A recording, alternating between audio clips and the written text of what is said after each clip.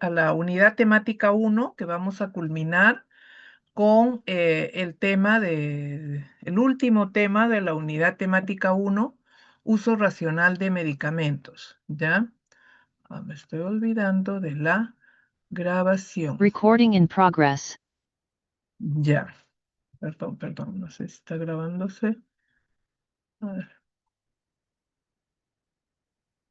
Ya. Vamos a dar inicio. Entonces, este primer tema que corresponde a la unidad temática 1, vamos a culminar con la unidad temática 1. Continuamos con el inicio o vamos a dar inicio a la unidad temática 2, ¿ya? Y culminar con los temas programados para hoy. Enseguida, ¿ya? Enseguida vamos a eh, pasar la asistencia a mitad más o menos de la clase o al finalizar, les voy a pasar el enlace para la asistencia como corresponde y como se ha acordado desde el primer día de clase. ¿Ya? Bien. Entonces vamos a continuar con esta actividad. Chicos, buenos días. Acomódense bien, abróchense los cinturones y pónganse cómodos, atentos a una clase que como todas es de interés. Ya conmigo estamos iniciando las teorías tal como está programado en el sílabo y vamos a hacer esta clase que sea bastante, no solo interesante u obligatoria, sino también que estimule su sentido, su ánimo, su buena onda, su buena disposición para llevar el curso adelante. Bien, entonces vamos a empezar, ¿ya? Mi computadora también tiene frío, está con flojera. Entonces, los logros de la unidad temática 1, que ya los conocen, solamente valdría complementar este tercer logro, comprender y explicar los fundamentos moleculares relacionados con los efectos terapéuticos y adversos de los medicamentos, justamente para valorar el riesgo, beneficio, la eficacia y la seguridad, vamos a referirnos a lo que corresponde el uso racional de medicamentos. Es un tema bastante, no solo voy a decir interesante, sino con argumentos que contribuyen a la salud pública del país, que contribuyen a un uso adecuado de medicamentos, a una práctica racional en la prescripción como en la dispensación, donde compromete a los profesionales de la salud que manipulan medicamentos a llevar estos procedimientos, políticas, procedimientos y estratégicas, y compromete al gobierno, al Estado como tal, a establecer políticas para un uso racional de medicamentos, ¿ya? Bien, entonces, ¿cuál es nuestra agenda? ¿Ya? Que estos medicamentos, o sea, vamos a definir que estos sean disponibles en los sistemas de salud en todo momento en nuestro país, o sea, el acceso a medicamentos es importante, la cantidad suficiente y en las formas farmacéuticas apropiadas. ¿Qué pasa? Se prescribe un medicamento, se le extiende la receta al paciente y cuando va a la farmacia adquiere la mitad o a veces nos creemos listos, decimos, no, me han prescrito por 15 días, yo lo administro 10 y no contribuye con su mejora o con su tratamiento. Y si es, por ejemplo, un proceso infeccioso, puede verse agravado y esto le trae secuelas, pues agrava su estado de salud, le genera un mayor costo y inclusive puede llegar a emergencias u hospitalización, incrementando no solo el costo de bolsillo del paciente, sino el costo social, ¿ya? Garantía de la calidad e información adecuada de medicamentos. ¿Quién es responsable de la calidad de medicamentos? El Estado, ¿ya? A través de los mecanismos regulatorios, de los mecanismos de vigilancia, el cumplimiento, la vigilancia en el cumplimiento de las buenas prácticas. Además del Estado, los responsables en los procesos o los titulares de los registros sanitarios, que son las empresas farmacéuticas y los profesionales involucrados. El precio que los pacientes y la comunidad puedan pagar. Entonces, el acceso no solamente que estén disponibles en el mercado, sino también que sean accesibles. Por eso es que tenemos, bueno, si un tratamiento, yo creo que este medicamento tiene un costo de 10, pero tengo una alternativa de un costo de 1, entonces tengo que considerar que mi paciente tenga ese alcance, ¿ya? No solamente en acceso que hay en el mercado, sino que eh, tenga la capacidad de adquirirlo. Bien. Ay. Ahora, ¿qué es el uso racional de medicamentos? Ya desde el año 85, cuando se reunieron los gobiernos de los países que están adscritos a Naciones Unidas, establecieron esta definición, ¿ya? Eh, entonces, ¿por qué? Porque había una preocupación en el acceso. Había medicamentos, había investigación, una industria farmacéutica floreciente, pero el acceso para muchos países era muy difícil, tanto para adquirir en el Estado como para adquirir el propio paciente.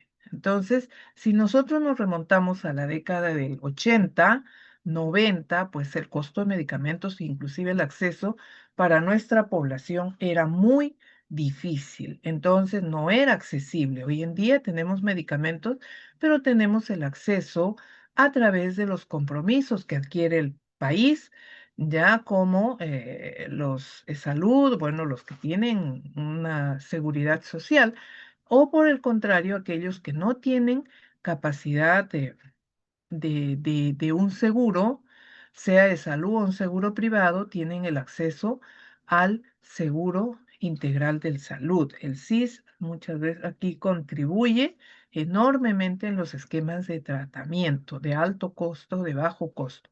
Entonces, ¿cómo se define o cómo define la OMS? Esta definición no ha cambiado. Entonces, dice que existe uso racional cuando el paciente recibe el medicamento adecuado para su problema de salud en la dosis correcta durante el tiempo necesario y al menor costo posible para la comunidad. Y aquí vale aclarar una definición. Medicamento esencial. Hay muchas definiciones, pero ¿por qué medicamento esencial? Y está dentro de nuestra legislación también contemplado, son aquellos medicamentos que se satisfacen necesidades prioritarias, aquellas que las vamos a encontrar en el listado farmacoterapéutico, ¿ya? Necesidades prioritarias de salud de la población, o sea, de nuestro país. Por lo tanto, deben estar disponibles en cantidades adecuadas, en las formas apropiadas de dosificación y a precio asequible para la comunidad. ¿Cuáles son los principios del uso racional? Una indicación adecuada. Y para que haya una indicación adecuada, tiene que haber un diagnóstico basado en la evidencia clínica, en la medicina basada en evidencia, una prescripción que esté basada en este diagnóstico y esta prescripción sea racional, razonada para el paciente, ¿ya? O sea, paciente es, lo llamaríamos el paciente P, que tenga el medicamento P para el paciente adecuado, en la dosis adecuada, por el tiempo adecuado y para la patología que requiere el paciente. Medicamento apropiado, sí, este medicamento que usted ha seleccionado, pues sea eficaz, seguro, de calidad y accesible para su paciente. O sea, hay que valorar eficacia, seguridad, ya, costo-beneficio, riesgo, no solo el riesgo-beneficio, también el costo-beneficio. Dosis y vía de duración correctas, ajustadas al peso y a las condiciones del paciente. Disponibilidad oportuna, o sea, que éste esté accesible en el momento que el paciente necesita, no ni antes ni después. La comprensión y el cumplimiento de la terapia, la adherencia al paciente. A veces la adherencia, más que depender de la eficacia, ¿ya? O de una adherencia biológica, diríamos, pues depende de la información que brindemos al paciente, de cuánto asume este paciente a ser responsable en el manejo de su de su tratamiento. También hay que darle las responsabilidades al paciente. Costo-efectividad, elegir el tratamiento más eficaz al menor costo. Aspectos esenciales para un enfoque racional de la terapéutica. Fortalecimiento de habilidades para la búsqueda de información sobre medicamentos, que ustedes, los médicos, todos tienen acceso a información. Entonces, tenemos bases de datos, búsqueda rápida, información en el momento oportuno que el médico prescriptor, que el dispensador requieren para prescribir, para dispensar un medicamento. Desarrollar capacidad de lectura crítica de la literatura científica es lo que estamos haciendo ahora en nuestro curso, en las clases de seminario, cuando tengan que responder un artículo, ¿ya? Adquisición de destrezas para la prescripción. Sí, habilidad en la prescripción. O sea, en nuestro país tenemos el Manual de las Buenas Prácticas de Prescripción, que en el seminario 4 o 5 lo vamos a revisar. No lo he considerado aquí nada, porque eso es tema de un seminario. Desarrollo de espíritu crítico para la selección de medicamentos, sí. O sea, hay que ser siempre críticos, no siempre los medicamentos. Por ejemplo, un medicamento nuevo no significa que sea siempre o que pueda ser el de primera elección en un tratamiento. Un medicamento nuevo, pues siempre hay que tener criterio, o sea, no se puede usar como primera opción teniendo fármacos que tienen o que ya cuentan con una vasta información científica para prescribir a un paciente. El buen uso de medicamentos, esto lo tomo de referencia que siempre y traigo a colación al doctor Sangay, que era su tema ¿no? Preferido, diríamos, y es una gráfica de él, lo he tomado de él con su permiso, ¿ya? Eh, el buen uso de medicamentos, una perspectiva farmacológica tiene que haber primero, ¿ya? Eficacia, efectividad, efectos adversos, costos. Una perspectiva terapéutica, manejo del margen terapéutico, la patología del paciente, o sea, acá la parte clínica, por eso es importante, el dominio de cada espacio. Y aquí viene la importancia de por qué este curso está ubicado a mitad de la carrera, ¿ya? Tienen que conocer la parte farmacológica, la parte básica de la terapéutica, que es la farmacología, para que entiendan la parte clínica. Pero ¿qué pasa con ciertos alumnos? Se pasan acá, llegan hasta medicina interna 2 y no han llevado farmacología. ¿Ya? Entonces, no es una formación correcta. La formación del profesional también es racional, es adecuada, está consensuada en un plan de estudio. Entonces, y lo mismo nos pasa aquí, o sea, tiene que haber una perspectiva primero farmacológica, clínica y una perspectiva sanitaria. La farmacológica, la base, lo que estamos aprendiendo aquí, eficacia, qué es efectividad, efectos adversos, costo-beneficio, riesgo-beneficio, eficacia y seguridad. La perspectiva clínica, el margen terapéutico. Hay que entender cuál es el margen terapéutico de cada fármaco, de cada medicamento. Enfermedad del paciente y una perspectiva sanitaria en relación al acceso a información, sistemas de salud. Podríamos añadirle a esta perspectiva sanitaria también la legislación de cada país y la actitud del prescriptor, o sea, una actitud responsable, una actitud valorativa, pues ética, profesional, responsable de parte del prescriptor. Ahora, ¿cómo seleccionamos los medicamentos? Toda selección de medicamentos está basada en la evidencia científica, en las guías clínicas. Por algo existen las guías clínicas. Listas de medicamentos esenciales, tanto de la OMS como nacionales. El perfil de seguridad, la disponibilidad local y factibilidad de uso. Comparación de costo-efectividad entre alternativas.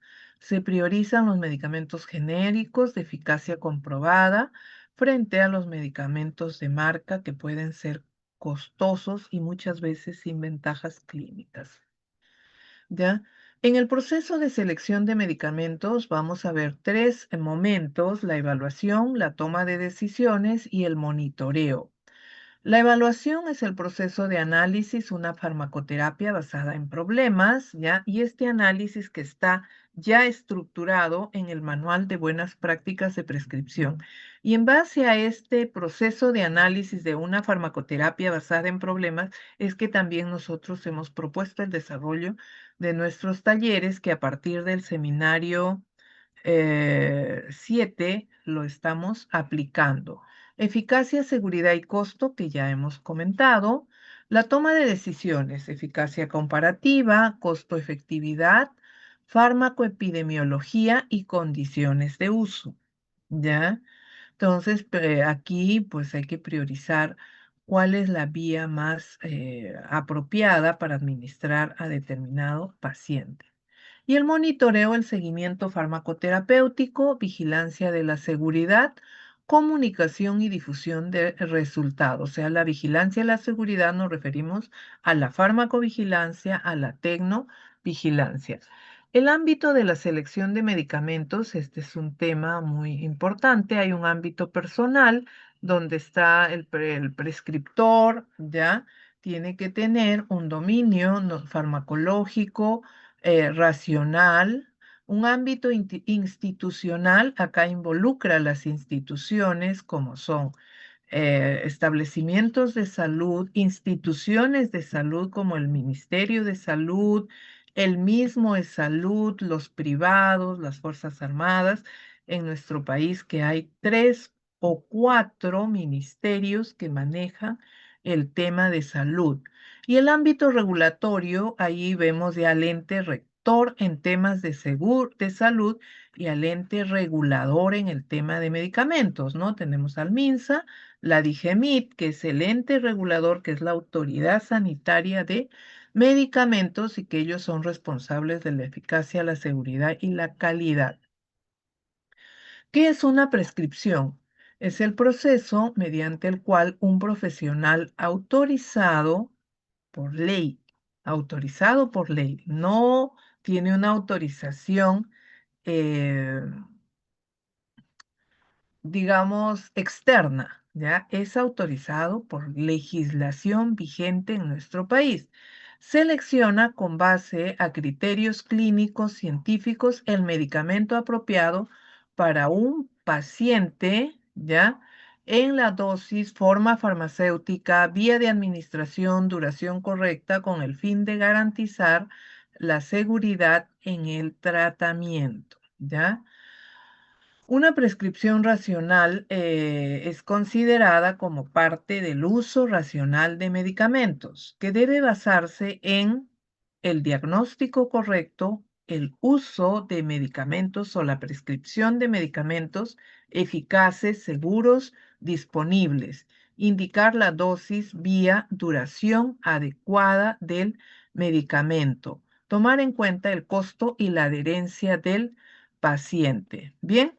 Eh, entonces, este es un aspecto responsable por el cual todo médico, así tenga la especialidad que tenga, así tenga la especialidad de medicina nuclear, de ser, por ejemplo, una especialidad que sea netamente de laboratorio o de diagnóstico, entonces, igual tienen la capacidad de prescribir y en algún momento, no en algún momento, durante toda su carrera van a realizar alguna prescripción. Entonces, que este siempre sea racional, responsable, basada en la evidencia, no sesgada, no condicionada a satisfacer a veces la exigencia del mismo paciente, ¿no? El paciente dice, quiero que me prescriba un antibiótico cuando no lo necesita.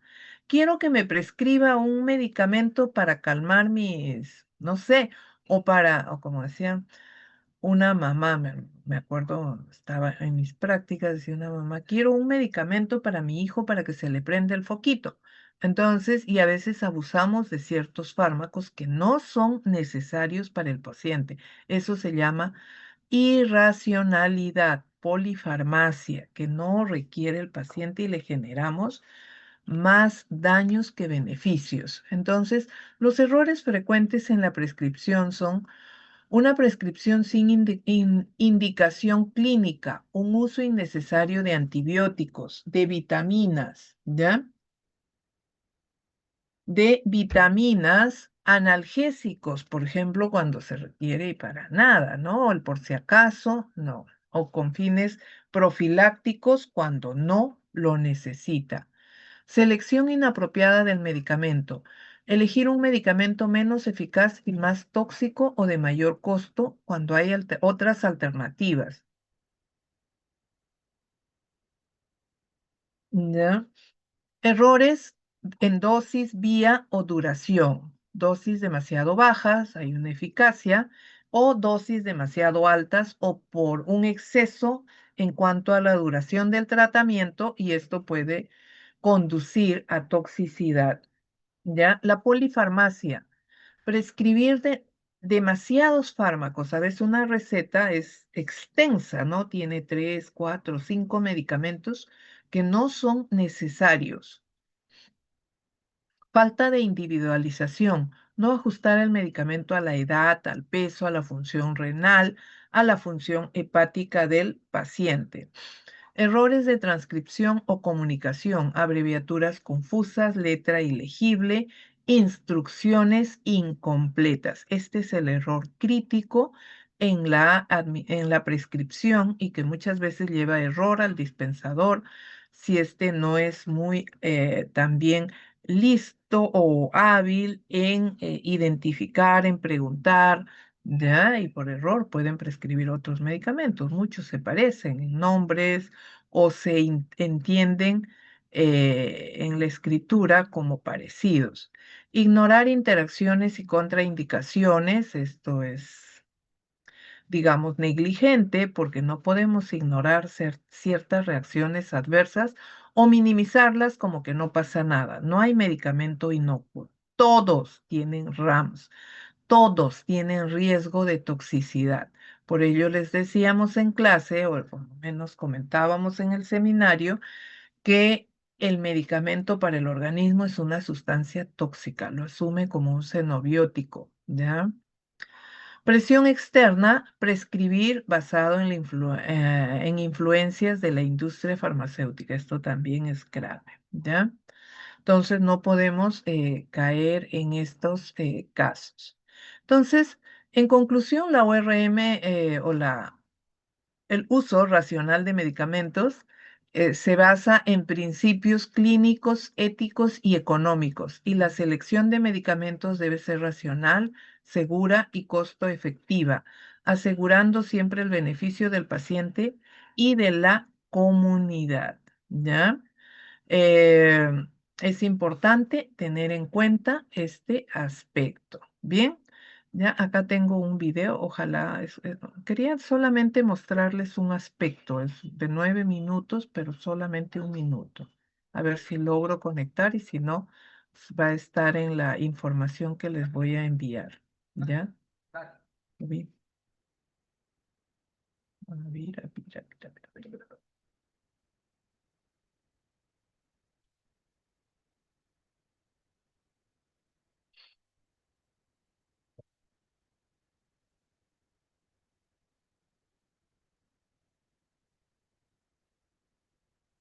Creo que no. Ya. Lo voy a colocar acá nomás, lo voy a dejar para que ustedes lo puedan visualizar con calma, ¿ya? Muy bien, entonces, ahora, chicos, entonces, con esto damos por culminado ya con esta temática de uso racional, damos por culminada la primera unidad temática que correspondía a los principios generales de la farmacología, uso racional de medicamentos, ¿ya? ¿Alguna pregunta hasta aquí? que corresponde a la farmacología del sistema nervioso autónomo o autonómico, ¿ya? Entonces, vamos a empezar. Chicos, recomendación número 1. Quien domina estas dos unidades temáticas va a dominar el curso. Así que yo les pido que se esfuercen, se dediquen en esta primera parte del curso, ¿ya?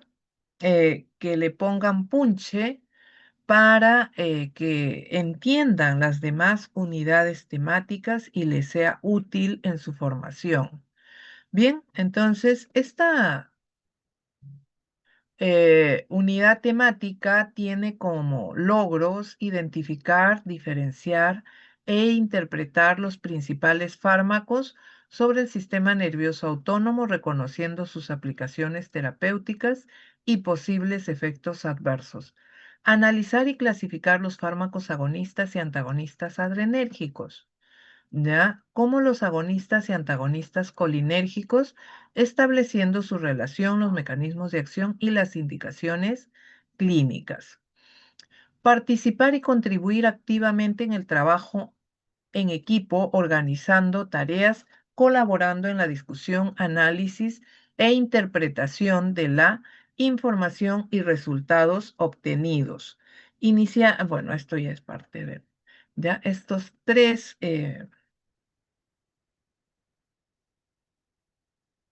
logros debemos adquirir hasta al culminar esta unidad temática, ¿ya?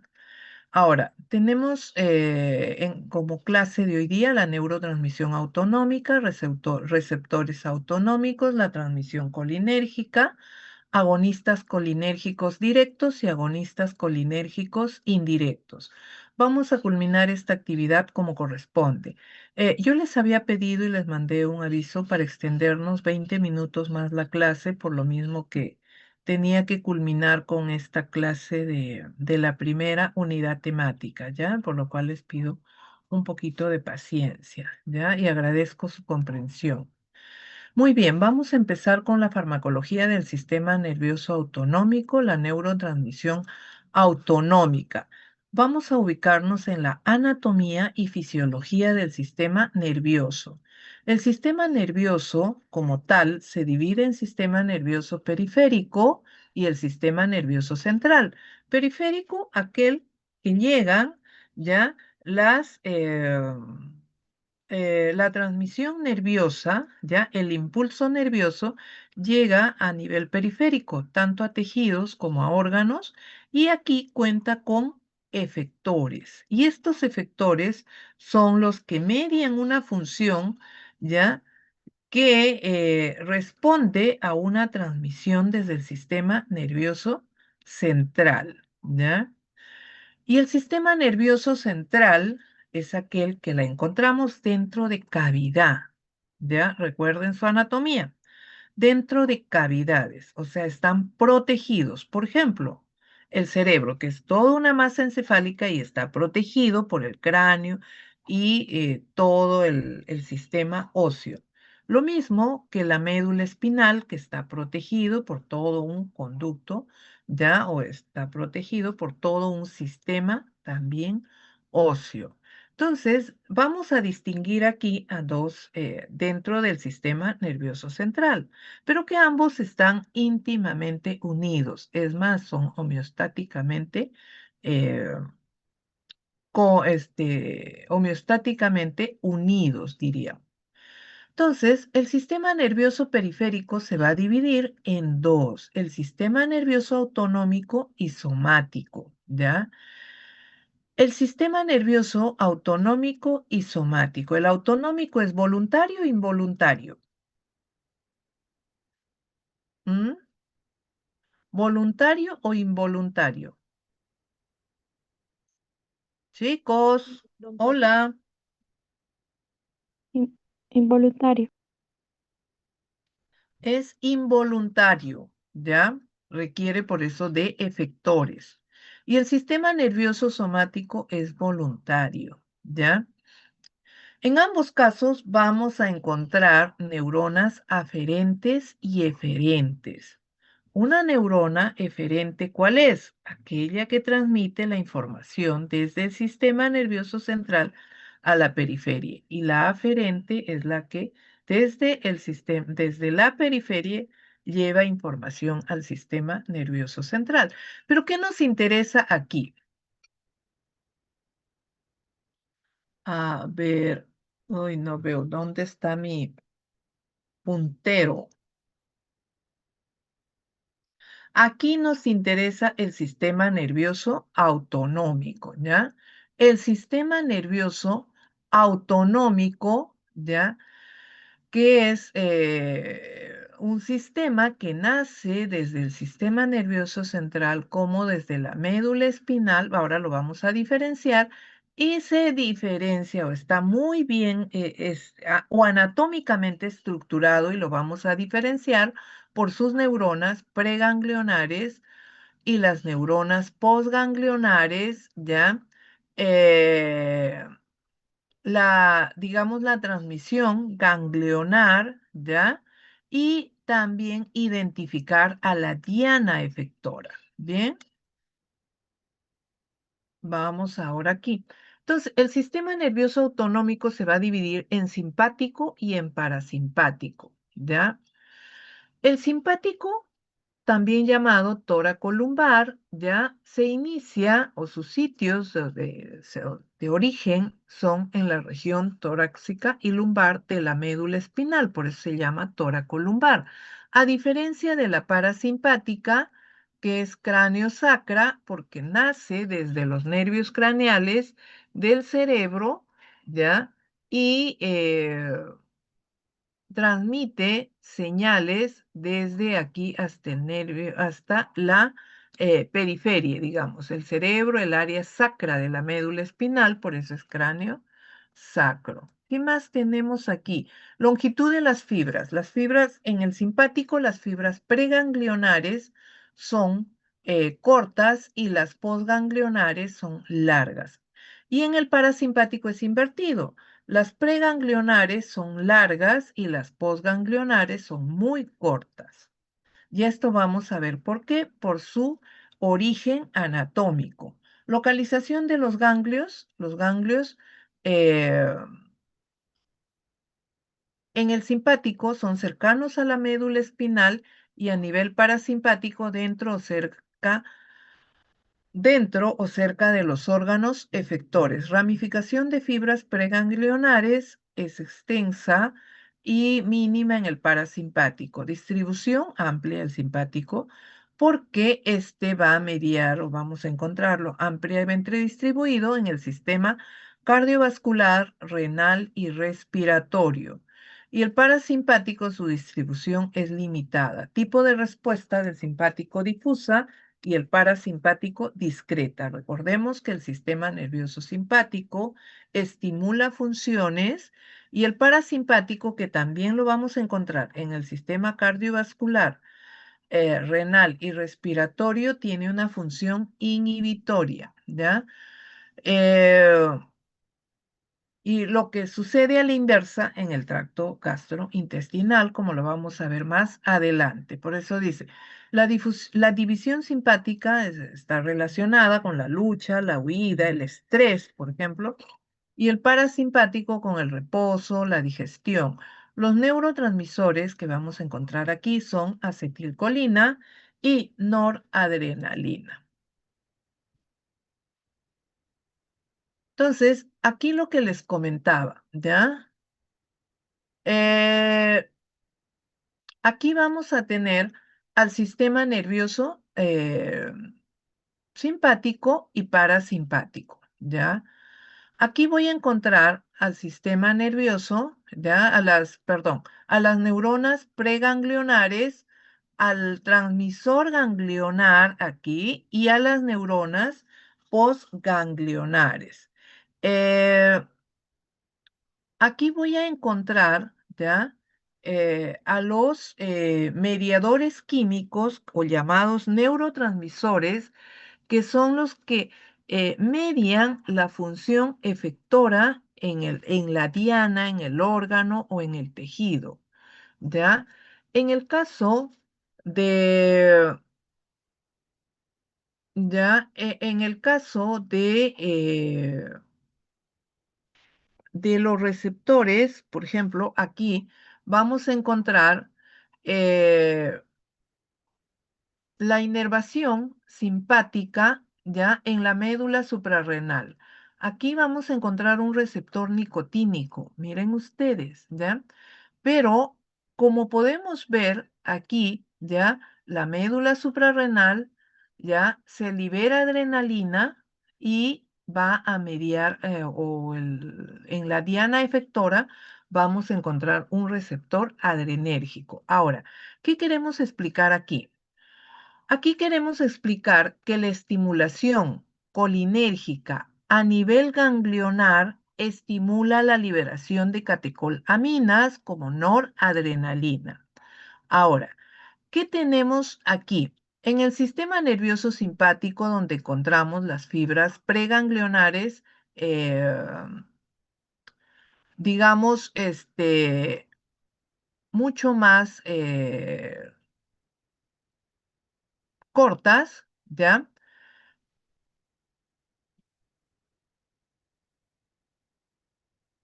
Y tenemos como neurotransmisor preganglionar acetilcolina. Tanto en el simpático como en el parasimpático, el neurotransmisor preganglionar es la acetilcolina. ¿Ya? En las neuronas postganglionares, en el sistema nervioso simpático, el neurotransmisor es la noradrenalina y en el caso del parasimpático, la acetilcolina. ¿Ya? Los receptores nicotínicos llamados los NM, encontramos dos tipos de receptores nicotínicos, los NN y los NM. Los NN se encuentran aquí a nivel ganglionar. Estimular estos receptores nicotínicos va a activar a nivel de la médula suprarrenal al sistema simpático liberando noradrenalina o liberando al neurotransmisor para que éste circule en sangre, ¿ya? Entonces, por eso es que se llama, por eso es que les comentaba que entre el simpático y el parasimpático hay una homeostasis, hay una respuesta ya compensatoria. Entonces, el receptor NM del receptor nicotínico, aquí lo vamos a encontrar en placa motora. Este receptor media, y aquí vamos a encontrar que el sistema nervioso, aquí encontramos solamente un tipo de neurona, no hay pre ni postganglionar, sino es que esta estimulación es directamente a placa motora y aquí encontramos al receptor NM, al receptor NM nicotínico que media la contracción muscular, ¿ya? O sea, que estimula al músculo estriado. Bien, entonces, aquí encontramos por un lado al sistema nervioso autonómico y al sistema nervioso somático que veíamos aquí, ¿ya? Perdón, que veíamos aquí, ¿ya? Perdón, estoy pasándome un ratito, por favor. Aquí, ¿ya? Que veíamos aquí. Sistema nervioso autonómico y al somático, ¿ya? Que uno es voluntario y el otro es involuntario. ¿Bien? Ya estamos aquí, ya vamos entendiendo aquí. Chicos, si tuvieran alguna duda, me hacen saber porque esta parte la tienen que entender bien y es responsabilidad que ustedes, mía y suya, que ustedes la entiendan, esta parte, ¿ya? Además que ya conocen su fisiología, lo vamos a ver en la práctica. Ahora, el sistema nervioso simpático y parasimpático estimulan a órganos, sistemas, tejidos, ¿ya? Órganos como los órganos de la visión, ¿ya? Como los órganos del olfato, qué sé yo. Sistemas como el sistema cardiovascular, como el sistema del o el sistema respiratorio, digestivo, entonces todos ellos van a ser inervados tanto por el simpático como el parasimpático. La diferencia está en cómo modulan funciones a través de la molécula efectora. ¿Y quién contribuye con esta función efectora? Lo que llamamos los receptores. ¿Y qué es un receptor? ¿Y qué es un receptor? Un receptor es una macromolécula proteica que lo vamos a encontrar localizado. Esto ya hicieron en la clase anterior en la membrana celular o a nivel intracelular. Para el caso del sistema nervioso autonómico, nos interesan los receptores de membrana y vamos a diferenciar a los receptores metabotrópicos y ionotrópicos, que lo vamos a ver más adelante. Me estoy adelantando. Entonces, vamos a encontrar, por ejemplo, aquí, en el caso del sistema nervioso simpático, en órganos como órganos de la visión como en los ojos, contraen al músculo liso, ¿ya? Contracción del músculo radial del iris. Y el caso de la estimulación parasimpática también contrae al músculo del esfínter, contrae al músculo ciliar, ¿ya? Y esto genera miosis. La contracción del músculo radial del iris va a producir o como respuesta va a presentar una midriasis. A nivel de tráquea y bronquios, la estimulación simpática dilata, la estimulación parasimpática aumenta secreciones. A nivel de la médula suprarrenal, ya hay secreción de adrenalina y noradrenalina, estimulada por el simpático. A nivel de uréteres y vejiga, el simpático relaja el músculo detrusor, ¿ya? Y contracción del trígono y el esfínter. El parasimpático, contracción del detrusor y relajación del trígono y el esfínter. A nivel de los genitales masculinos, el simpático, estimulación de la eyaculación y el parasimpático, estimulación de la erección. En las glándulas lagrimales, el simpático o la estimulación parasimpática, bueno, el lagrimal estimula la secreción. Recordemos que el parasimpático está relacionado con glándulas. Glándulas salivales, la estimulación simpática, la secreción aumenta la secreción se convierte en espesa y viscosa. Y la parasimpática, una secreción copiosa y acuosa. A nivel cardíaco, en el corazón, aquí es importante. La estimulación simpática aumenta la frecuencia cardíaca, aumenta la contractibilidad del músculo cardíaco. Y la estimulación parasimpática disminuye la frecuencia cardíaca y disminuye la contractibilidad. En conclusión, la estimulación simpática puede producir una taquicardia y la estimulación parasimpática una bradicardia. A nivel gastrointestinal, y acá sí es muy importante, recordemos que en el tracto gastrointestinal hay un sistema nervioso que es propio, conocido como el sistema nervioso entérico, que tiene también, ya es, digamos, es propio, es autónomo, ya, pero también tiene influencia o recibe estímulos parasimpáticos predominantemente, ya que en el sistema gastrointestinal, el sistema parasimpático tiene una función excitatoria y el sistema simpático una función inhibitoria. Es el único sistema donde el sistema nervioso simpático tiene una función inhibitoria. ¿Ya? Entonces, en el sistema gastrointestinal, la estimulación simpática disminuye la motilidad y el tono, ¿ya? Contracción de los esfínteres. Y la estimulación parasimpática aumenta la motilidad muscular y aumenta el tono. Los genitales femeninos, la estimulación simpática relaja al útero, relaja al músculo, a la musculatura uterina, y esto lo vamos a ver en práctica. En vasos sanguíneos y músculo esquelético, la estimulación simpática produce vasodilatación, ¿ya? Y en vasos de piel, mucosas y el área esplácnica, o sea, a nivel gastrointestinal, la estimulación simpática produce contracción. Mírenlo, por eso es importante identificar al efector. ¿Quiénes son los efectores? Los receptores. Bien, entonces ahora aquí vamos a ver un poquito más sobre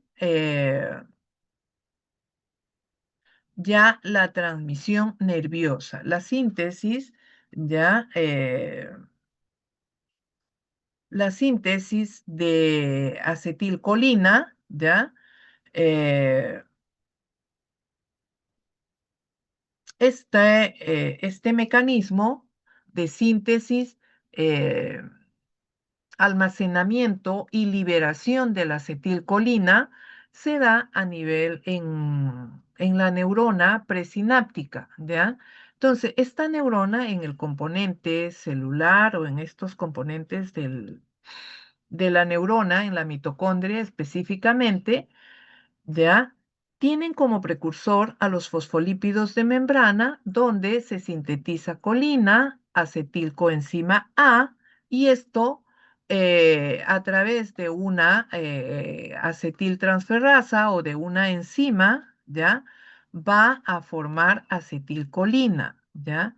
Ingresa a la mitocondria y aquí es donde eh, esta colina, esta enzima, que es una, eh, digamos, una catalasa, una colina acetiltransferasa, va a convertirlo en acetilcolina, ¿ya?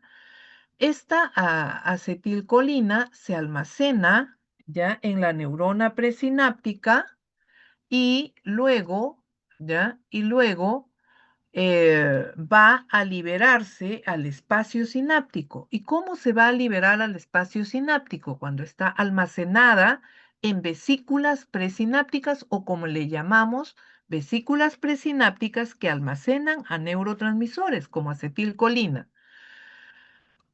Entonces, por mecanismos propios, ¿ya? Este almacenamiento de acetilcolina, ¿ya?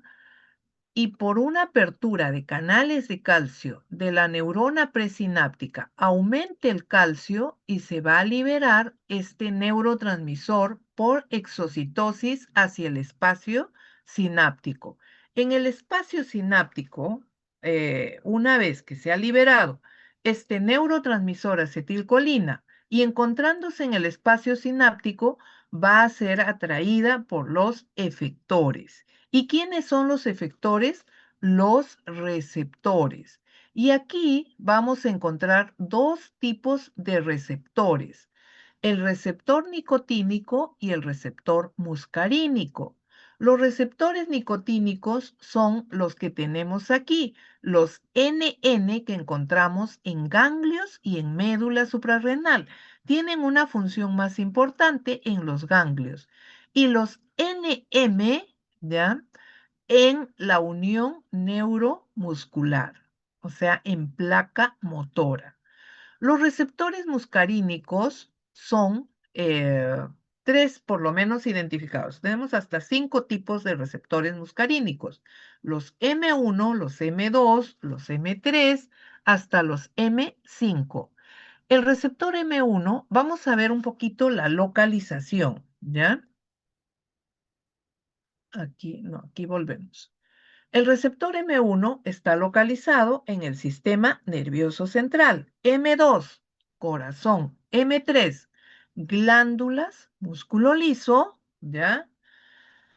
El M4 y el M5 son de menor importancia, ¿ya? Entonces, M1, aquí lo vamos a encontrar, ya tengo al M2, ¿ya? Neuronas, M3, músculo liso y glándulas. Este está relacionado con la secreción. El M2 lo vamos a encontrar en el corazón, está relacionado con la bradicardia. ¿Por qué? Por la disminución de la frecuencia cardíaca. Y el M1, ya que lo vamos a encontrar en el sistema nervioso central. Ahora, ¿en qué se diferencia el receptor nicotínico del receptor muscarínico? El receptor nicotínico es un receptor de membrana, pero es un receptor ionotrópico. ¿Por qué? Porque está acoplado a un canal iónico, a un canal de sodio, ¿ya? Y el receptor muscarínico también es un receptor de membrana, pero está acoplado a una proteína G, por eso se llama receptores metabotrópicos, ¿ya? Esto los vamos a ver un poco más adelante.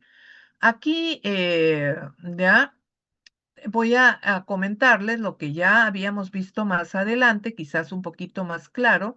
Entonces, aquí se almacena el neurotransmisor acetilcolina, como les había mencionado.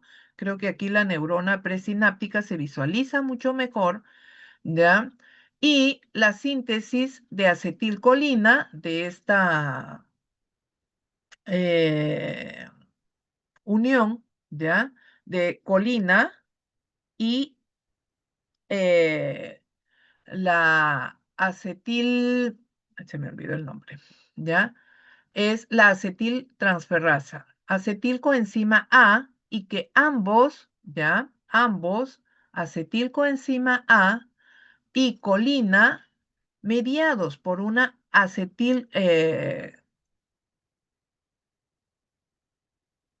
por una acetiltransferasa, van a dar lugar a la síntesis de acetilcolina, ¿ya? Esta acetilcolina se almacena en vesículas, lo que vemos aquí, estas vesículas presinápticas. Una vez que está almacenado y por mecanismos ya propios de neuronas presinápticas y postsinápticas se van a aperturar canales de calcio dependientes de voltaje. Ingresa el calcio intracelular. Una vez que aumente el calcio intracelular, se libera de la vesícula presináptica y por exocitosis se libera la acetilcolina al espacio sináptico. O sea, esta liberación del neurotransmisor por exocitosis es dependiente del aumento del calcio intracelular. Bien, a ver, un momentito, por favor.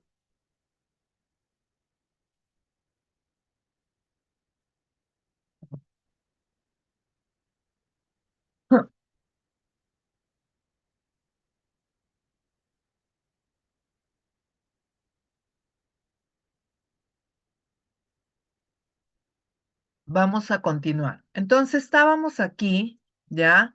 En que se libera esta acetilcolina al espacio sináptico y aquí es atraído por los efectores. ¿Por quién? Por los receptores postsinápticos, que pueden ser metabotrópicos o ionotrópicos. ¿Quiénes son los receptores ionotrópicos? Los que están acoplados a un canal iónico. Ya, y aquí encontramos a los receptores NN, que se localizan a nivel ganglionar, y los NM, llamados receptores nicotínicos. Y por otro lado, tenemos a los receptores metabotrópicos, que son los muscarínicos, los M1, los M2, los M3, que son los más importantes.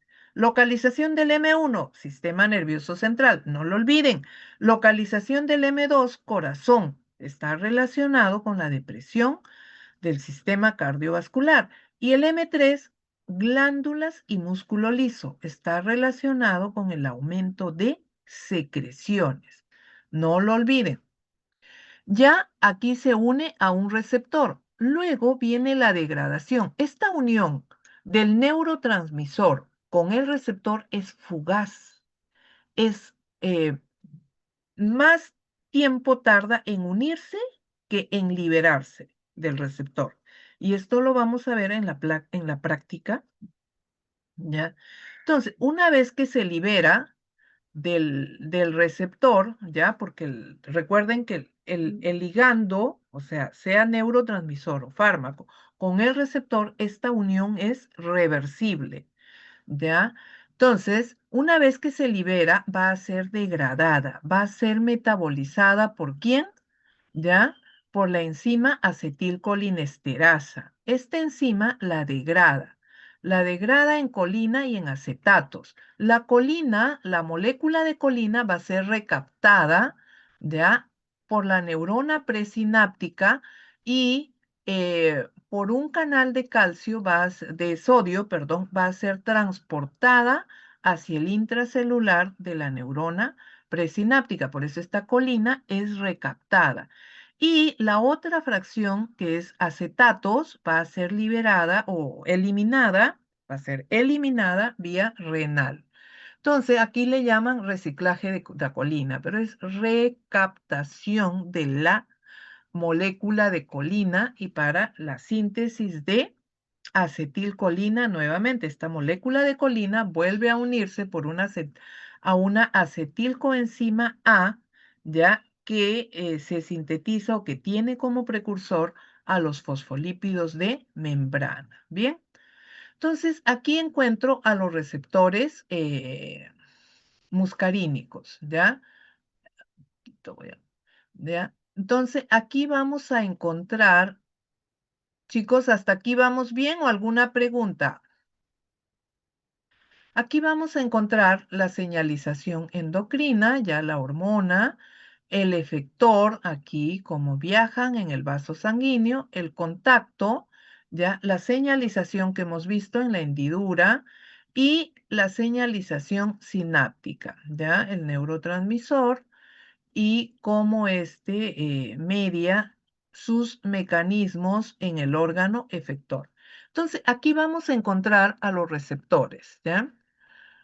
Receptores muscarínicos, nicotínicos, que son receptores de membrana, pero los muscarínicos son receptores metabotrópicos acoplados a una proteína G y los nicotínicos son receptores ionotrópicos acoplados eh, a un canal iónico. Los receptores muscarínicos, ¿ya? Perdón, los receptores nicotínicos, ¿ya? Aperturan un canal, ¿ya? Y al aperturar el canal van eh, este, al aperturar ese canal ingresa el sodio y el sodio va a modificar el potencial de membrana. Si aumenta el sodio intracelular, el potencial de membrana se despolariza o se hiperpolariza. Se va a despolarizar y al despolarizarse ya va a generar una contracción muscular o del músculo o eh, sí, del músculo, ¿ya? Bien, vamos a continuar, vamos a ver un receptor. Aquí les voy a mostrar, ¿ya? Acá, un receptor acoplado a un canal iónico, ¿ya? Va a haber cambios en la membrana. Este es un receptor ionotrópico. Si bien es cierto, este canal se apertura. En el caso de los receptores nicotínicos, vamos a encontrar que están acoplados a un canal de sodio. Este es un ejemplo de receptor de canal iónico, de un receptor ionotrópico. Están formados por 5 subunidades, ¿ya? El neurotransmisor, en este caso acetilcolina, dos moléculas va a requerir para fijarse a estas subunidades y aperturar el canal, y lo que va a cambiar el potencial de membrana. Este cambio de potencial de membrana es quien genera la respuesta biológica o el efecto farmacológico, ¿ya? Los receptores acoplados a proteínas G o llamados receptores metabotrópicos. Estos receptores, por ejemplo, este es el receptor acoplado a una proteína G. Ahora, ¿dónde está la proteína G? Aquí, ¿ya? Aquí encontramos a la proteína G. Entonces, el receptor metabotrópico es un receptor transmembranal donde 7 veces, es una hélice, como podemos ver aquí, donde 7 veces atraviesa la membrana, ¿ya? Eh, Tiene un extremo intracelular que está unido a la proteína G, ¿ya? A los residuos de proteína G, en este caso inactiva. Y un extremo extracelular de sitio, que es un sitio de fijación del neurotransmisor, en este caso de acetilcolina. Entonces, una vez que se forma aquí el complejo fármaco-receptor, se activa la proteína G. Si no hay complejo fármaco-receptor, no se activa la proteína G. Entonces, esta proteína G activada, ¿ya? Esta proteína G activada se va a disociar. La subunidad alfa se disocia de la beta gamma. Y esta subunidad alfa que está unido a un nucleótido de guanina, este GDP se convierte en GTP.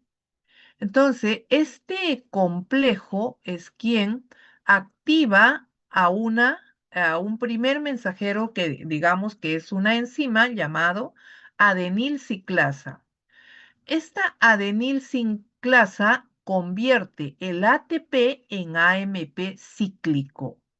Este AMP cíclico es lo que llamamos segundo mensajero, ¿ya? Y este segundo mensajero va a fosforilar a proteinquinasas. Y estas proteinquinasas pueden ser dependientes de calcio o independientes de calcio, ¿ya? Esto es lo que sucede con un receptor metabotrópico acoplado a una proteína G. Ahora, GS, perdón, la proteína GS. Las proteínas G pueden ser de tres tipos, la S, la I y la P o Q. Ahora vamos a ver una proteína GI. ¿Qué significa la GI? Esta es la GS, la que hemos comentado. Ahora, si fuera una proteína GI, en vez de estimular adenilciclasa, la va a inhibir. Y como inhibe adenilciclasa, no se convierte el ATP en AMP cíclico. Entonces, como no hay AMP cíclico, se van a aperturar canales de potasio.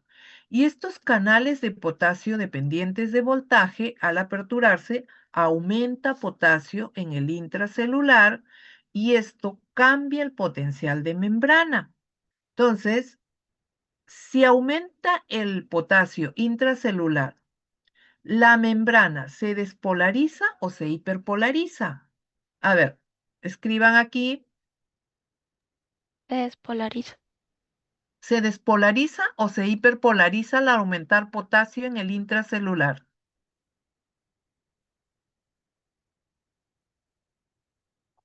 Se hiperpolariza, ¿ya? Se hiperpolariza. Entonces, esto va a mediar una respuesta, esta hiperpolarización. Pero, ¿qué sucede cuando el receptor metabotrópico está acoplado a una proteína GP o GQ? ¿Ya? Entonces, aquí encontramos al receptor, las 7 hélices que atraviesan 7 veces la membrana. Llega el ligando, o sea, el neurotransmisor se une al extremo del receptor y activa la proteína G. Al activarse a la proteína G, esta se va a disociar la subunidad alfa unida a un nucleótido de guanina. Entonces, este GDP se convierte en GDP, la subunidad alfa se activa y va a activar a una enzima también de membrana conocida como fosfolipasa C. Esta fosfolipasa activa la vía del inositol difosfato y en esta vía se activa el inositol trifosfato, ¿ya? Porque capta un residuo de fósforo y el diacilglicerol. ¿Cuál es la función del diacilglicerol? ¿Ya? Activar a una proteinquinasa eh, C de la membrana y el inositol trifosfato aperturar canales de calcio del retículo sarcoplásmico. Recordemos que uno de los componentes celulares que almacena el calcio es el retículo sarcoplásmico. Entonces, este inositol trifosfato apertura canales de calcio en el retículo sarcoplásmico aumente el calcio intracelular. Recordemos a los segundos mensajeros. Habíamos dicho AMP cíclico. Otro sería el ion calcio. El calcio es el segundo mensajero, digamos, eh, dentro de todos que son importantes, el más importante, porque va a fosforilar a todas las proteínquinasas intracelulares. A ver, va a fosforilar a proteínquinasas o a proteínas eh, contráctiles como son actina, miosina, por ejemplo, ¿ya? Y esto va a contraer al músculo en el caso del corazón, por ejemplo, ¿ya? En músculo liso también va a contraer al músculo liso. En glándulas los va a contraer y va a aumentar las secreciones. Este receptor o el receptor M3 que está acoplado a una proteína GP o GQ. ¿Ya? Muy bien, sigamos. Ahora, ¿cuáles son los efectos? ¿Cuáles son o las respuestas, más que efectos, digamos, las respuestas de una estimulación parasimpática? ¿Ya? Las respuestas de una estimulación parasimpática vamos a ver que son miosis y acomodación visual, disminución de la frecuencia cardíaca, una bradicardia, aumento de las secreciones, saliva, lágrimas, bronquios, aumento de la motilidad digestiva y urinaria, ¿ya? Aumento de la motilidad digestiva y urinaria. Estas son las respuestas que van a estar mediadas por estos receptores, ¿ya? En el caso, por ejemplo, ¿ya? Eh, perdón.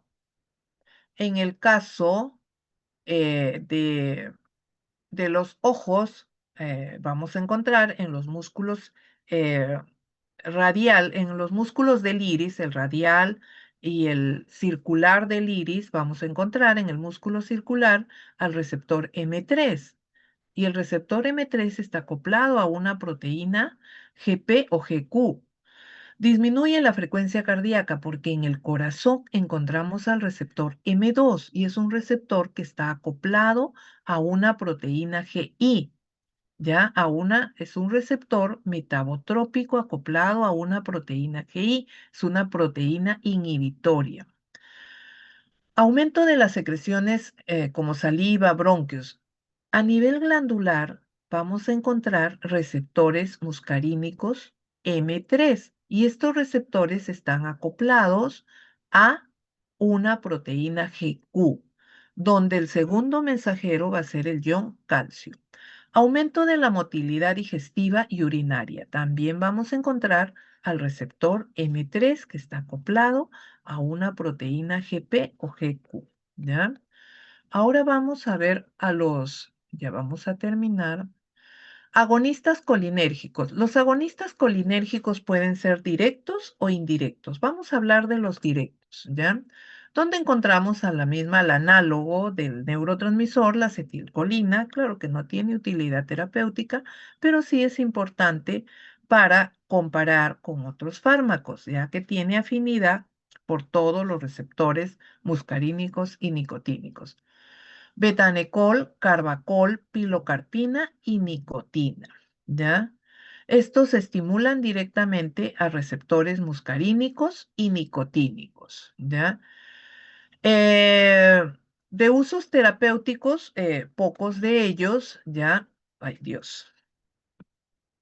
Entonces, betanecol, pilocarpina, quizás son los que tienen más utilidad terapéutica. Ya lo mismo nos señalan los textos, acetilcolina, betanecol, carbacol, cevimelina, otro fármaco parecido a carbacol como betanecol, nicotina y pilocarpina. ¿Ya? Pilocarpina, que es un agonista de todos los receptores, ¿ya? Entonces, aquí los vamos a tener diferenciados, los que son derivados ésteres de la colina, como la acetilcolina, betanecol, carbacol.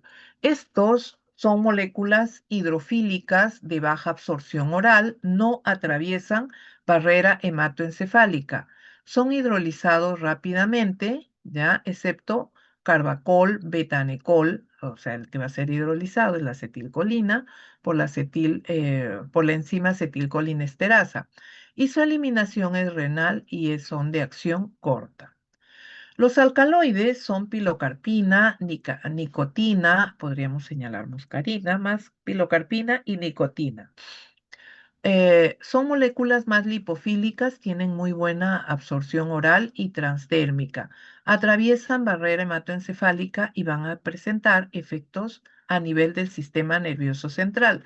Su metabolismo es hepático y su excreción es renal, ¿ya? Ahora, ¿cuáles son las acciones farmacológicas que vamos a encontrar aquí? Contracción del músculo liso, sí, músculo liso en el tracto respiratorio, intestino, vejiga. Aumentan las secreciones, todas las secreciones, ¿ya? Disminución de la frecuencia cardíaca y la fuerza de contracción del músculo cardíaco, sí, pueden producir bradicardia. Miosis y acomodación para la visión cercana, ¿ya? Sí, van a producir miosis. Y las acciones farmacológicas nicotínicas son que estimulan los ganglios autonómicos, o sea, hay una estimulación a nivel de ganglios y esto aumenta la actividad simpática y parasimpática. Habíamos visto aquí, ya, y esto voy a retroceder un poquito. Aquí, ¿ya? Aquí encontramos a los receptores nicotínicos, los NN, y estimular a este receptor estimula la actividad simpática y parasimpática, como menciona aquí, ¿ya? Muy bien, acá estamos, ¿no? Estimulación de la placa neuromuscular, sí, a través del receptor NM, ¿ya? Los receptores NN y NM son receptores ionotrópicos que están acoplados a un canal de sodio, ¿ya? A un canal iónico, o sea, un canal de sodio. Estimulación del sistema nervioso central, la nicotina, ya arecolina, ya no hay, arecolina se usaba como derivado de nicotina y vamos a encontrar efectos conductuales y adictivos. Ahora, o respuestas conductuales y adictivas. Los efectos farmacológicos vamos a encontrar los cardiovasculares, bradicardia, hipotensión, respiratorios, broncoconstricción, aumento de las secreciones, miosis, reducción o disminución de la presión intraocular y en el tracto digestivo y urinario aumenta la motilidad gastrointestinal, aumenta el vaciamiento vesical y en el sistema nervioso central hay una estimulación, fatiga, pueden llevar a convulsiones por sobredosis. ¿Ya? También vamos a encontrar a fármacos agonistas colinérgicos indirectos, aquellos que inhiben a la enzima acetilcolinesterasa. Y al inhibir a la acetilcolinesterasa, aumenta la cantidad, la concentración de acetilcolina, o sea, aumenta la concentración de este neurotransmisor en el espacio sináptico. Entonces, aquí, ya, aquí.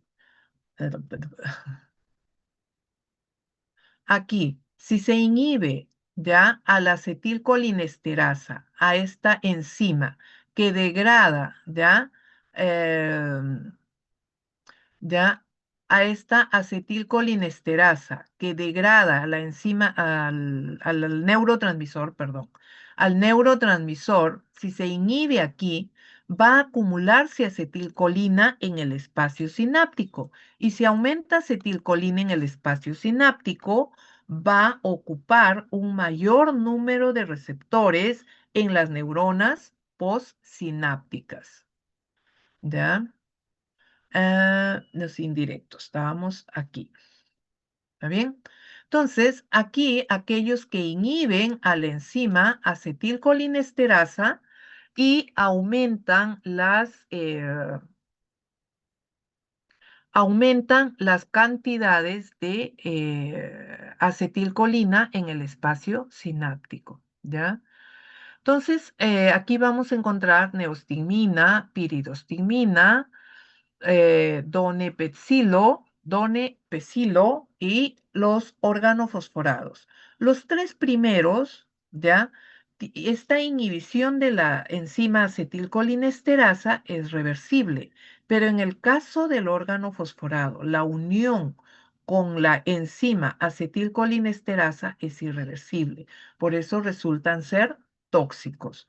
Se usan para miastenia gravis, Alzheimer y antídoto en caso de bloqueadores neuromusculares competitivos, ya no los eh, no competitivos. Aquí vamos a diferenciar a los inhibidores reversibles. Compuestos cuaternarios tenemos a neostigmina, piridostigmina. ¿Ya? Estos compuestos cuaternarios son moléculas muy hidrofílicas, por eso su absorción es muy baja por vía oral, su acción es periférica y no atraviesan barrera hematoencefálica, o sea, no hay efectos en el sistema nervioso central. Su eliminación es renal y de corta duración. Los compuestos terciarios, en el caso de fisostigmina, donepezilo, ya, ribastigmina, galantamina, tienen una muy buena absorción oral, transdérmica y sí atraviesan barrera hematoencefálica, alcanzan concentraciones en sistema nervioso central. Su metabolismo es hepático y su eliminación es tanto vía renal y vía hepática. Tienen un tiempo de vida media más prolongada en relación a las hormonas cuaternarias, ¿ya? Un momentito, por favor.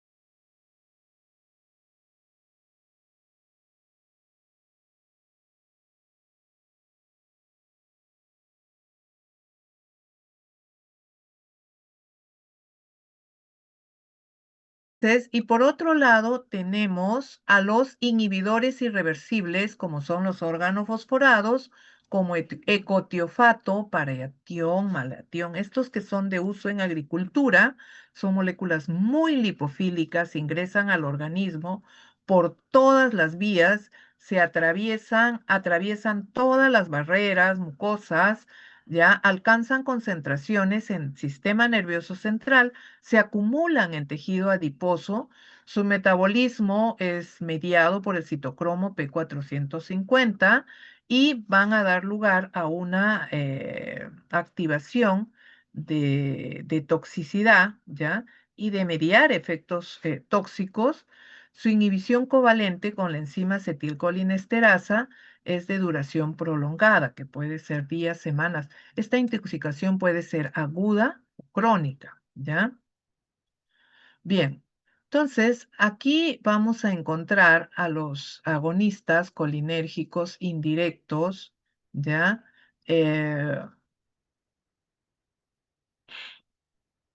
¿Cuál es su absorción, ¿ya?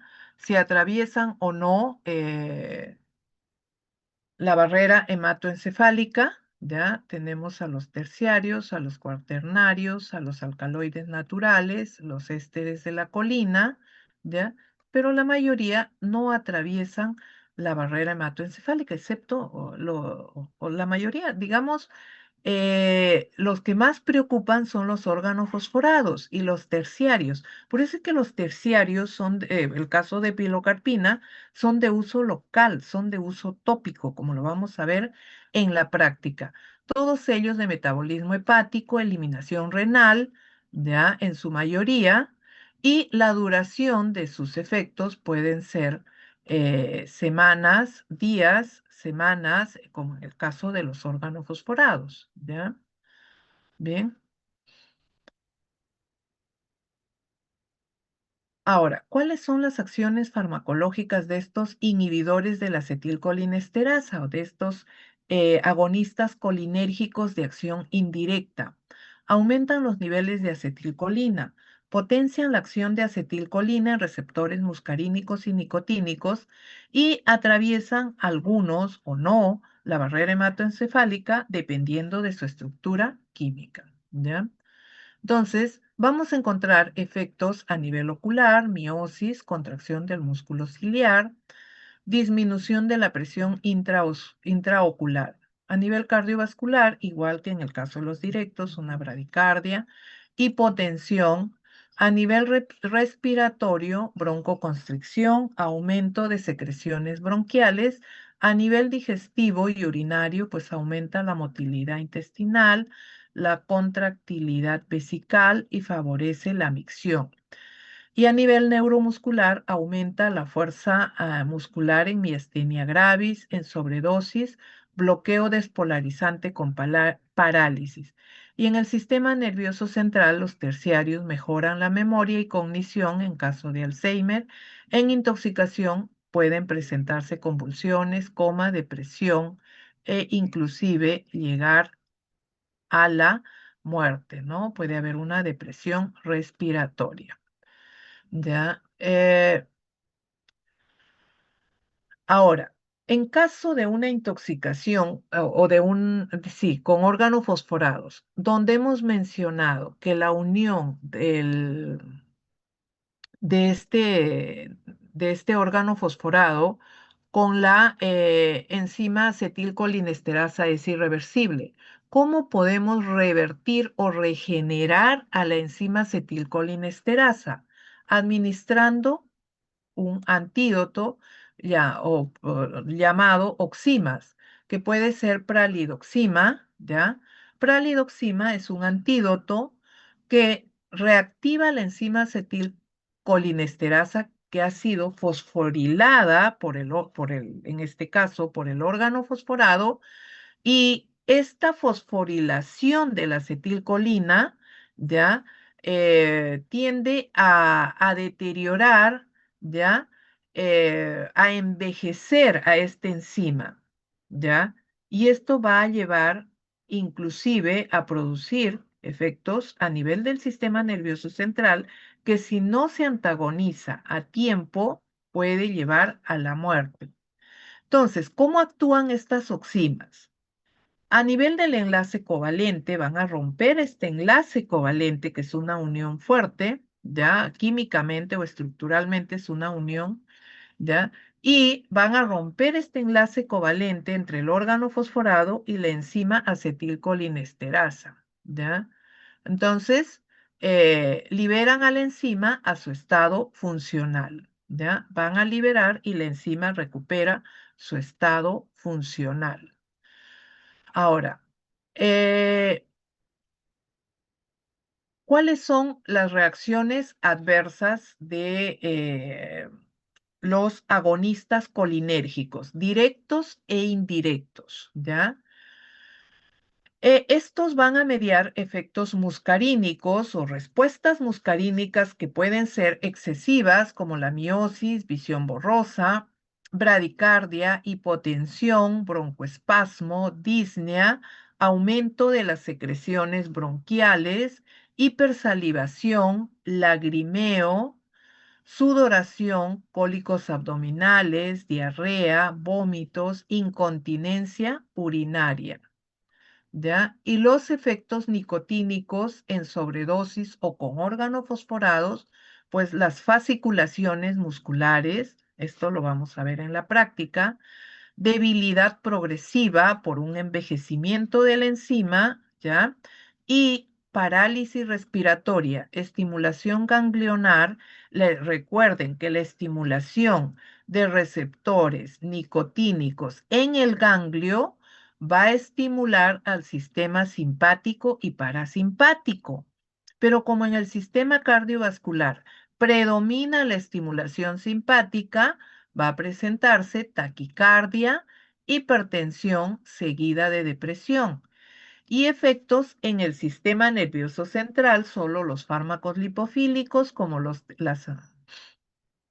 minas terciarias, ansiedad, insomnio, temblor, confusión, convulsiones y coma en el caso de órganos fosforados. ¿Ya? También puede presentarse un síndrome colinérgico caracterizado por exceso de secreciones, broncoconstricción, bradicardia, diarrea, miosis y debilidad muscular, con riesgo de insuficiencia respiratoria en casos graves. ¿Debe recibir tratamiento? Sí, ¿ya? Entonces, la toxicidad colinérgica se conoce como una toxicidad SLUDGE. ¿Qué significa? Salivación, lagrimeo, ya aumento de la secreción urinaria, diarrea gastrointestinal, distrés y emesis, ¿ya? O sea, náuseas. La crisis colinérgica se caracteriza por debilidad muscular y broncoespasmo, ¿ya? Y el tratamiento con el antagonista, que en este caso es atropina, y si requiere también pralidoxima, ¿ya? Ahora, uy, hemos acabado a tiempo. Entonces, antes voy a pasarles la asistencia, ¿ya? Y vamos a hacer algunas preguntas, ¿ya? A ver, les voy a pasar la asistencia antes de terminar la clase, ¿ya? Estamos terminando bien, ¿ya? Pensé que nos íbamos a tardar un poquito más. Si tuvieran alguna pregunta, a ver, chicos, si tuvieran alguna pregunta,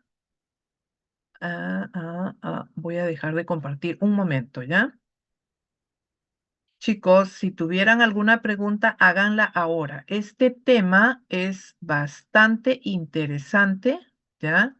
Porque si dominan este tema, ya he tratado de hacerlo lo más concreto para, eh, para que puedan vincular su anatomía, su fisiología con la farmacología autonómica, ¿ya?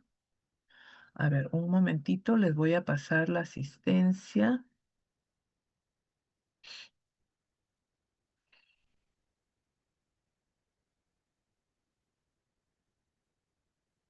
Eh, Antonella Bento. Antonella, Sí, doctora, buenos días. buenos días, hija. Los receptores muscarínicos M2, ¿dónde están localizados?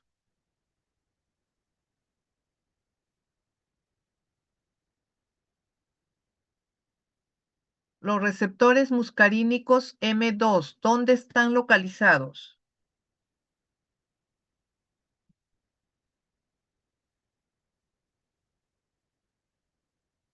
¿Mm? En el corazón y el sistema nervioso central. En el corazón y en el sistema nervioso central. Si están localizados en el sistema nervioso central, ¿ya? Si están localizados en el sistema nervioso central, ¿ya? A ver,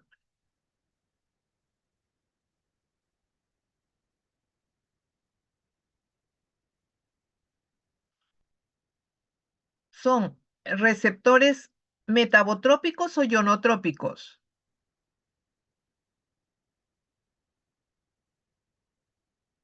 ¿Son receptores metabotrópicos o ionotrópicos?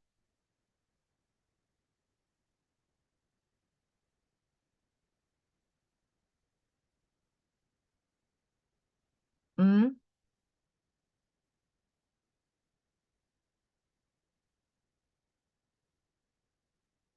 ¿Son receptores metabotrópicos o ionotrópicos?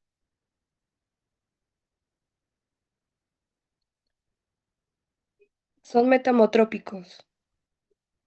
Metabotrópicos. ¿Están acoplados a una proteína GS o GI? GS. GI. Los M2 GI. Acuérdense que están acoplados a una proteína GI. ¿Ya? Los M3, M1 y M3 están acoplados a una proteína GP o GQ. El M2 está acoplado a una proteína GI, ¿ya? A una proteína GI. Bien, a ver, Lázaro, que estoy mirándolo aquí. Lázaro, Sí, doctora. creo que ya te llamé, ¿no? No, a mí sí no me llamó todavía, Ah, doctora. ya. Lázaro, un agonista colinérgico de acción directa.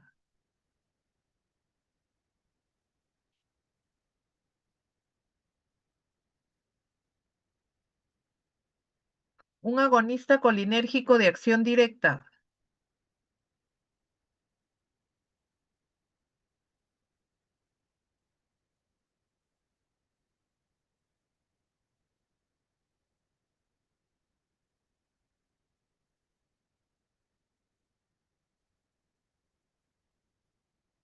Mm, A ver, Candia Surco Mildred. Aquí los estoy anotando en su asistencia que ya estoy verificando. Candia,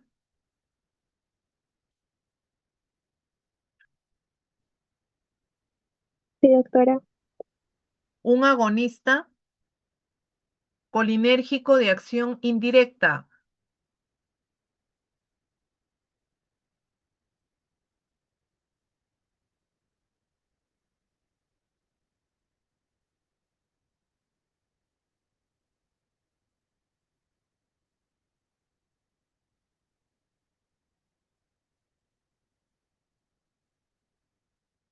Un agonista colinérgico de acción indirecta. Candia,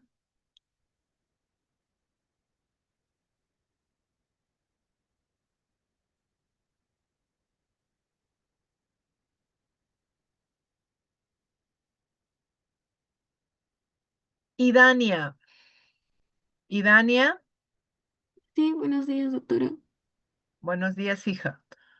¿Cuáles son las familias de receptores colinérgicos?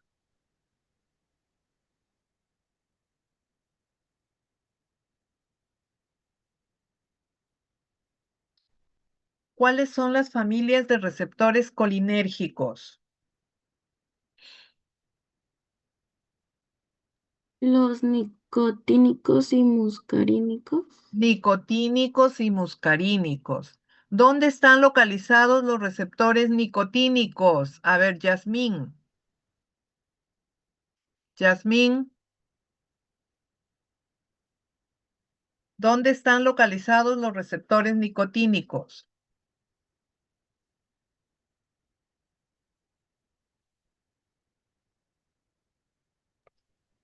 Doctora, una pregunta. Dígame, Eh, hija. Jara, porque Sí, sí, dígame eso. ella, es que como me estaba llamando por mi segundo nombre, no, Allá. los nicotínicos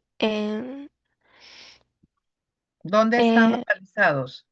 en las neuronas preganglionarias y en las placas En los motoras. ganglios, ¿no? Ganglios, digamos. O sea, a nivel ganglionar, ganglio es la unión entre la neurona preganglionar, las neuronas preganglionares y las pos, ¿no? O sea, a nivel ganglionar es donde localizamos a los receptores NN y los NM en placa motora. Ambos los vamos a estudiar, ¿ya? Muy bien, voy a volver. Ya no, voy a dejar de compartir esto y voy a compartir mi diapositiva para terminar, ¿ya? Vam- Entonces, a ver, vamos a ver aquí. No me confundan, ¿ya? Tenemos a las diferencias en cuanto al sistema nervioso autonómico, ¿ya? Simpático y parasimpático, fibras más cortas, fibras más largas, las preganglionares y acá fibras más cortas, fibras más largas. Neurotransmisor aquí en ambos casos a nivel presináptico, ¿ya? La acetilcolina y a nivel posináptico, en el caso del simpático, la noradrenalina, parasimpático, acetilcolina. Ya aquí ya vimos. Entonces, la síntesis, los receptores, ¿ya? Los receptores muscarínicos y nicotínicos, ¿ya? Y los receptores acoplados o los receptores tanto ionotrópicos como los metabotrópicos, ¿ya? Entonces, aquellos que en el caso de los agonistas colinérgicos, pues tienen afinidad por todos los receptores. Los M1 localizados en el sistema nervioso central y entérico. acoplados, es un receptor metabotrópico acoplado a una proteína GP o GQ. Los receptores M2 localizados en el corazón. Ahora me pueden decir, yo leí, también dice que están localizados en el sistema nervioso central. Sí, pero en menor proporción. No cumplen un rol fisiológico como cumplen en el corazón. Entonces, lo vamos a encontrar principalmente en el corazón. Son receptores metabotrópicos acoplados a una proteína GI, ¿ya? Son receptores presinápticos. Los receptores M3. Los M3 son receptores metabotrópicos, posinápticos, que los vamos a encontrar ¿dónde? En glándulas y en músculo liso. Eso no lo olviden, ¿ya? Ahora, es un receptor metabotrópico que está acoplado a una proteína GP. ¿Quién será el segundo mensajero aquí? ¿Quién será el segundo mensajero? El ion calcio. ¿El calcio? ¿Ya? El calcio. Muy bien. Esa parte no se olviden. Agonistas directos, acetilcolina, betanecol, carbacol, pilocarpina y nicotina. Vamos a estudiar a pilocarpina, ¿ya? Ahora, sus diferencias farmacocinéticas las vamos a encontrar entre los ésteres de la colina y los alcaloides, unos hidrofílicos y otros lipofílicos. Unos atraviesan barrera hematoencefálica, otros no. Sus acciones farmacológicas, que ya los vimos. Los indirectos, aquellos que inhiben a la enzima acetilcolinesterasa, neostigmina, piridostigmina, donepezilo y los organofosforados, que son sustancias tóxicas, ¿ya? Igualmente, los derivados cuaternarios, que no son moléculas hidrofílicas, muy polares, no atraviesan barreras fácilmente. Los compuestos terciarios sí atraviesan barrera hematoencefálica, ¿ya? Aquí este es un resumen y sus acciones farmacológicas, como ya habíamos visto. El síndrome colinérgico, que se caracteriza por la salivación, lagrimeo, orina, distrés, vómitos, distrés y emesis, ¿ya? Y tenemos como conclusión, ¿ya? ¿La acetilcolina es clave en la neurotransmisión automática? Sí. Receptores colinérgicos son de dos familias, los nicotínicos y los muscarínicos. Los agonistas directos e indirectos tienen aplicaciones clínicas importantes, pero muy específicas. La intoxicación colinérgica debe reconocerse y tratarse rápidamente, sí, ¿ya? Debe reconocerse y tratarse rápidamente, ¿ya? Muy bien, chicos, ¿alguna pregunta? Claro, doctor. Todo claro. Ya veo que no está tan claro. Ya van a repasar para la práctica de laboratorio que empieza mañana. Entonces, lean esta parte, dominen esta parte. Estamos solamente en una primera parte de la teoría. Todavía mañana el doctor Okamoto va a continuar con lo que es la transmisión adrenérgica. ¿Ya? Muy bien. ¿Alguna otra pregunta? ¿Preguntas, chicos? Hola. ¿La va a subir al aula virtual? Sí, sí, sí, la voy a subir, ¿ya? Todas las teorías estamos subiendo al aula virtual, ¿ya? ¿Ya? No, vamos a ver, se programarían los viernes para que los dos grupos den en, en simultáneo, ¿ya? Los viernes se programarían, ¿ya? ¿Alguna otra pregunta, chicos?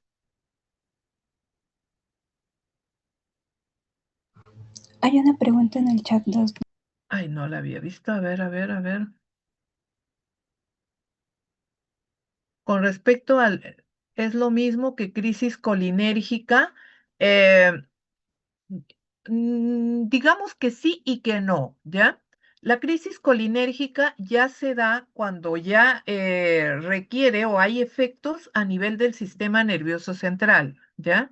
Con respecto al otro, a lo que es salivación, o sea, donde hay náuseas, aumento de la micción, o sea, hay aumento del volumen urinario, ¿ya?